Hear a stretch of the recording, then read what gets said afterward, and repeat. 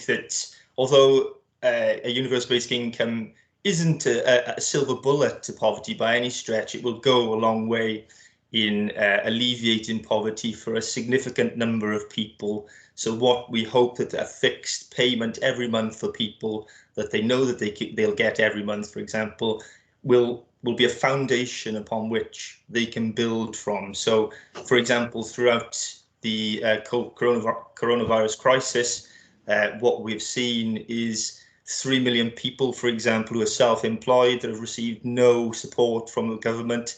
This would ensure that those 3 million people did indeed get the support that they need. And as you mentioned, that you have 1 in 4 people in Wales that are living in poverty. 40% children are in poverty. There's there's 1 in 5 people who are in serious deprivation, and we live in the 21st century, and quite frankly, it's just not right. We were seeing scenes, weren't we, throughout the pandemic of people using food banks, almost like soup kitchens. That really led to you also creating this movement, really, and getting all of this support.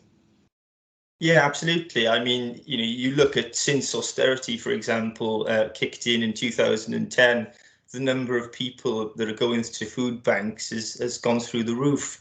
I mean, the number of people, for example, who are also in poverty has gone through the roof since austerity. So, yes, I think that it's certainly been a reason why I set this up. I think the pandemic and seeing so many people who didn't necessarily think that they would ever fall into deprivation and now in a position where, they're living hand to mouth. You have people who are signed up to universal credit who never thought they would have to do that. And of course, when you sign up to universal credit, you have to wait 5 weeks in order to receive that payment.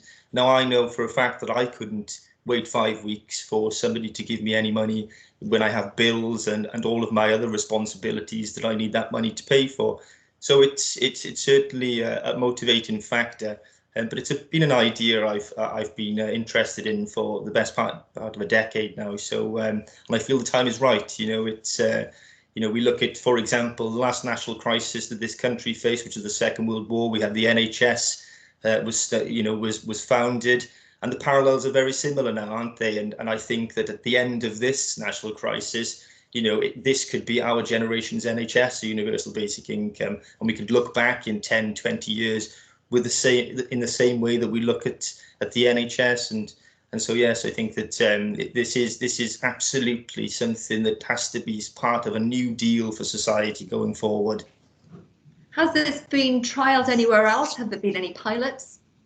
Yes, so there's been a number of pilots, most recently in Finland, and Finland was very interesting, particularly the research that came out of that. So what you actually found was that people, for example, worked more hours when they received this basic income than they did before that. And one of the huge criticisms of a universal basic income is that people would just sit on their backside because they got this guaranteed income every month. Well, that wasn't the case. So it completely debunked that argument. But in addition to that, what was really, really interesting is the significant improvements in physical and mental well-being. And of course, when you take that into consideration, you not only have a healthier society who are likely to be more productive when they're in work, but also it saves money on the public purse because they're not actually using the health services as well. So it's multifaceted, the positives for this. I think in addition to that, what it also showed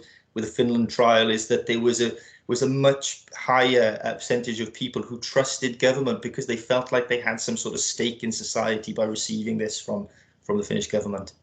Previous conversations that we've had have related to children having to leave school as well, as they have to contribute to the family and the finances. And this, you feel, might also encourage them to stay in education. Yes, absolutely. I think that, I've seen friends of mine when I was in school, for example, who didn't go on to further education and university because they had to leave school in order to contribute to the family income.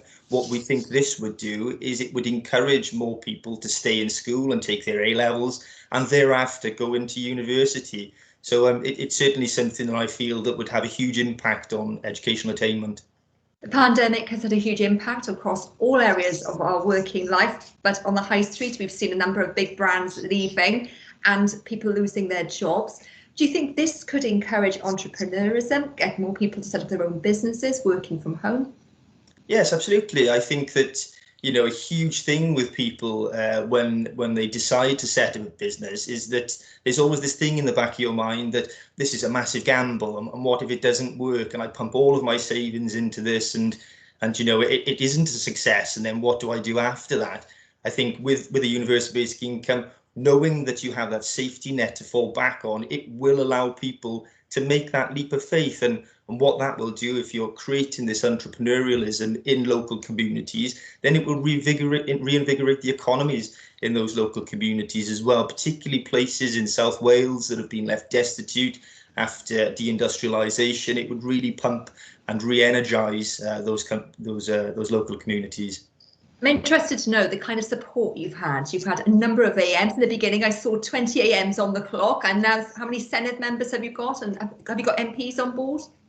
Yeah, so we're working with MPs. So, for example, Beth Winter of Cynon Valley MP has been incredibly supportive of us from when we started this project, really, and we have now our Pledge for UBI campaign, where we're asking members of the Senedd, or candidates rather, who are looking to be elected into the Senedd, to commit that they will advocate for a universal basic income pilot in Wales should they be elected. And we've had an incredible response, quite frankly. It's, I think, stands at 80 candidates at the moment, and that's cross-party as well. So we have Liberal Democrats, Welsh Green Party, Plaid Cymru, Labour. Unfortunately, there's no Conservatives yet, but we hope that they will sign up to it in due course.